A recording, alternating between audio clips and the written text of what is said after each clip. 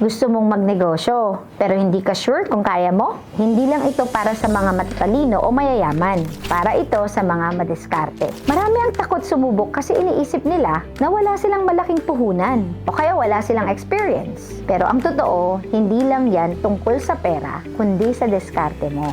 Bakit mahalaga ang pagiging madiskarte? Sa negosyo, laging may challenges. Ang isang madiskarteng negosyante ay hindi basta sumusuko. Nag-iisip din sila kung paano gawan ng paraan upang malagpasan ang challenges.